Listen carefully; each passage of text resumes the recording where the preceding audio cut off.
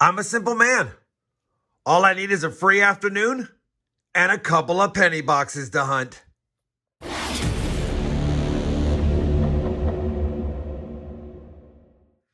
Hey everyone, it's RobFindsTreasure. Welcome back to the channel. I've got a couple of penny boxes in front of me, and they're from my favorite part of the country for hunting, the Great Northeast. Now, these two boxes happen to be from Massachusetts. I want to thank Zach for the trade because I'm excited to get into these and see if we can find some old wheat cents or maybe some varieties and some Canadians for the Canadian Small Cents albums. Now, if you've been following along on this series, you know we're already at Penny Hunt and Fill episode number 159, and we have boxes 301 and 302 to hunt. Now, these are sealed from Zach, who sent them to me, so I'm going to have to crack them open off camera and get them set up for you guys. I'm also excited because they're Loomis wrapped rolls, and I haven't seen these kind of boxes for a long time, unless, of course, I get boxes from another part of the country. Obviously, I'll give you guys a look at the books at the end when we compare today's finds to see if we have upgrades or additions. But as it stands now, we're missing 25 wheat cents and 45 Canadian cents. All right, let me go ahead now, get this first box cut open, and we'll take a peek at the topside enders together. All right, we've got this first box cracked open, and I don't see any Canadian small cent enders, and I don't see any wheat cent enders, but I went ahead and tore all the flaps off just to make it easy to hunt. I do see some copper enders, and that's always a good sign. Let's go ahead and start cracking rolls now, and as soon as I have a find in this first box, I'll bring you guys back in. Roll number 10 off to kind of a slow start. We do have a Canadian and a nice shiny one, but we got our first wheat cent, and it's a common 1944 Philadelphia. Roll number 11 of the box is going to give us a find we don't see too often in our penny hunts. Take a look at this. We've got a proof cent right here. It's got a memorial back, so we know it's prior or at least 2008 and earlier. What year is it? And it's 1991 San Francisco. I'll definitely take that. That's a fun find. Not worth a lot in circulated condition, but still worth more than a cent. And like I said, we don't see them often. Let's find some more. Roll number 12 is going to give us our second wheat cent, and it is an oldie, over 100 years old. Take a look at the date, 1919. You know, it's funny, when I do find teens wheat cents during my hunts, they seem to always be 1919. I'm not complaining. I will take it. Not in that bad a shape either for being as old as it is. And our first from the teens. Oh, while I have you here, Canadian number 2, 1973. Roll number 16, wheat cent number 3, a 1952 Philadelphia. Roll number 18, wheat cent number 4, a 1942 San Francisco. Same roll, wheat cent number 5, 1948 Philadelphia. Just grabbed roll 20 out of the box, flipped it around, and we have a wheat cent ender. I see a 194. Don't know the last digit yet. Let's see what it is. That wheat cent ender for number 6 is another 1948 Philly. Roll number 24 is going to give us our 7th wheat cent, and it's a beauty, and it's old. Take a look at this 1926 wheat cent. It even has a splash of red. It's still brown. It's not red-brown, but man, it looks great. Great detail. That has not been circulated very much. Oh, wow, and the back is nice as well. Man, that might be a very low mint state. Maybe a mint state 62 brown. That is a beauty. That won't upgrade my personal collection, but it's not far off. It should upgrade something in the books. Man, that is a beauty. Sorry, spent a lot of time on that one because it's well deserving of it. Almost 100 years old, 97 years old, and a splash of red. Let's find more just like it. Roll 25. Wheat cent number 8 on pace for 16. A last year, 1958 Denver. Roll number 31. Wheat cent number 9. 1951 Denver. We're on roll number 33 of the hunt, and it looks like we might have an old wheat cent here based on the reverse. Take a look at that. Hopefully it's an oldie. And it is. I think that's a 1917 Denver or San Francisco. It's a Denver. 1917 Denver, second teens wheat cent, this time with a mint mark. And that's 3 oldies in the box and 10 now for the hunt. Roll number 37 has wheat cent number 11. It's a potential nether oldie, although it looks damaged or cleaned. Let's see if it's as old as it looks. Wheat cent number 11. It's not. 1958 with damage and cleaning. Roll 42. 12th wheat cent. A 1952 Denver this time. Roll 44. Wheat cent number 13 is going to be a dug example of a 1942 Philly. Roll number 49. Wheat cent number 14. Another 1942 Philadelphia. Well, we finished that first penny box, and definitely a good box. 14 wheat cents on the board. 3 pre-1930, including the beautiful 1926 Philadelphia, as well as the 1917 Denver and the 1919 Philly. We also got the proof coin, which I'll take. A total of 12 Canadian cents. The oldest one is a 1957 Laureate portrait. Can't get mad at that. Maybe we need it. We got 5 1959s, 169S, and 4 beauties. A 68p, a 71p, not the DDO, a 79p, and I had to keep it even though it's just a zinc cent. Take a look at this 1983. It is in fantastic shape, and honestly, if it would have been the DDR, would have been worth a ton. It is up for consideration for grading though, because I don't see really any imperfections on it.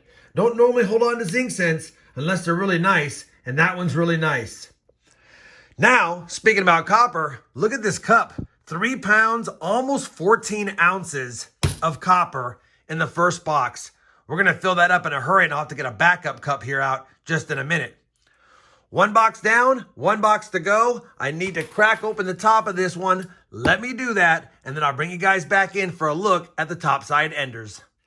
All right, we've got it cracked open. Let's take a peek inside together, see if we see anything fancy. I don't see any wheat cents yet again, and I don't see any Canadians. We got 12 in the last box without any enders. Maybe we'll get the same amount in this box.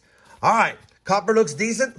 Let's see if we can get to 6 pounds of copper, see if we can get over 20 to 25 wheat cents, and see if there's any more oldies in the second box.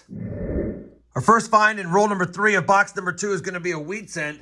It'll make number 15 for the hunt, and it's a 1946 Philadelphia. Roll number 57 of the hunt will give us wheat cent number 16 reverse facing. It's another 1952 Denver. Roll number 58, wheat cent number 17 is a pretty nice 1957 Philadelphia. Roll number 61, we have 18 wheat cents now.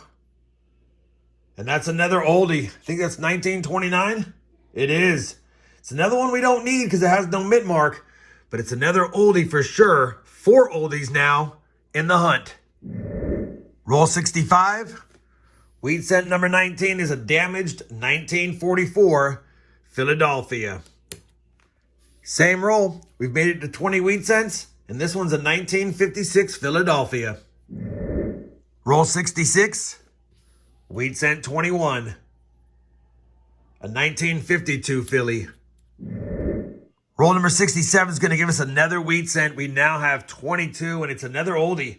1936 Philadelphia, and of course, we should check it for the different DDOs. You can find them at the date. It's got a little bit of fatness to the numbers, but that's just some damage. You want to check Liberty, and of course, the motto, "In God We Trust." And I don't see it as a DDO, but like I said, it's another oldie, and that's 5 pre-1940s now. We're on roll number 68, and I definitely have a 23rd wheat cent right here, and I see the top of one that could be another one. Wheat cent number 23 is a nice last year, 1958. There's an expensive DDO. It's naked eye visible. I don't see it on this one, but of course you want to check. We'll take it, 23 wheat cents, and since I have you here, I think that's an oldie. And it is another 20s, 1923. No mint mark again, just Philadelphia. But man, we are racking up the older wheat cents in this hunt. That is 6 now. And I'm excited to get to the last 32 rolls of the box. Roll number 72, wheat cent number 25, a 1956 Denver. Roll 73, 26 wheat cents, this time a 56 Philadelphia. Roll number 78, wheat cent number 27 is a 58 Denver. Roll number 80, 28th wheat cent of the hunt, reverse facing. Pretty nice 1946 Philadelphia. Roll number 85, wheat cent 29 is our first from 1947, and it's minted in Philadelphia. Roll number 90, and we've made it to 30 wheat cents. A 1957 Denver this time. Same roll, and hiding in the roll was a dime. 1996 Philadelphia. We just made 9 cents. Roll number 92, wheat cent number 31. It's a 1955 Philly. We'll just quickly scope it for the DDO, which I do not see. 1955 Philly for the board, and while I have you here, another Canadian, 1974. Roll number 95, and wheat cent number 32 could be an old one, or at least it looks like it from the reverse.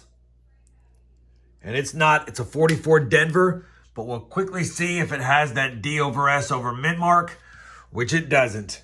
1944 Denver. Roll number 96 is going to have 2 finds. The first is a wheat cent for number 33. It's a 1941, so we'll quickly scope it for any of the DDOs. And it's got some damage, but I don't see any of the DDOs. 1941 Philly. And the second find is another dime hiding in the roll. You'd think I'd see him by the edge. 1969 Denver on that one. Roll number 98. Wheat cent number 34 of the hunt. Another 1956 Denver. Well, we finished that second penny box, and both of the boxes were really good overall. A total of 34 finds on the board as far as wheat cents, and you can't get mad at that because we also got 6 that are pre-1940. A lot of common stuff up here. We got the 2 dimes, the 91S proof penny. We got 2 from the teens, a 17D and a 1919. We got 3 from the 20s, a 1923, a 1929, and that beautiful 1926 should be an upgrader. We also got 1 from the 30s, the 1936 Philly, not the DDO, and 6 bright and shiny beautiful copper cents, 62p, 62D, 68p, 71p, 79p, and a really nice zinc cent, 1983 Philadelphia. No varieties there. Canada coins were great. We got, 29 Canadian cents in the box. The oldest was that 57. Hopefully we got an upgrade or an addition in there. We also got a total of 13 1959s. I always get asked. I only pull them out because A, they're copper, and B, it's a transition year when they changed from the wheat back to the Lincoln Memorial back. We also had that 169S. None in the second box. Coming from the Northeast, you don't expect to see many of them. We did see a lot of copper, though. A total of 7 pounds, 7 ounces in those 2 boxes. Can't get mad at that at all. What I got to do now is go through all the wheat cents, compare them to the book, see if we have any upgrades. I don't think we have any additions again, but still a fun hunt, and let's see if we can upgrade a few cents. I'll be back with a look at the books and some final thoughts on this awesome 2-box hunt. Well, I finished comparing all of today's finds to both albums, and surprisingly, yet again, no upgrades, no additions for the Canadian small cents. We need the King George VI and back, and we need a lot of the modern ones post-2000. But it was still fun going through them. I thought I might have had an upgrade, but after comparing, just not worth it. So after 116 boxes worth of finds, we're still stuck at 70 out of the 115 that these 2 books hold. The good news is we were able to upgrade that 1926 cent. It is absolutely beautiful. I almost feel bad putting it in the book because it's one of the ones that I would like to keep in a flip, but it is for the series. It didn't upgrade mine, and it's not worth slabbing, so it goes in the book. That means we did upgrade one this late in the game, But still, after 302 boxes searched, despite having a couple of great boxes, nothing could be slotted yet again. I do want to make mention that I appreciate in the last video all you guys commenting to keep this series going. So we're going to keep it going. We're just going to keep it going and see how far we can get over the next several months. Hopefully you enjoyed this 2-box hunt as much as I did. If you did, I'd appreciate that thumbs up. And as always, everyone, happy hunting and thanks for watching.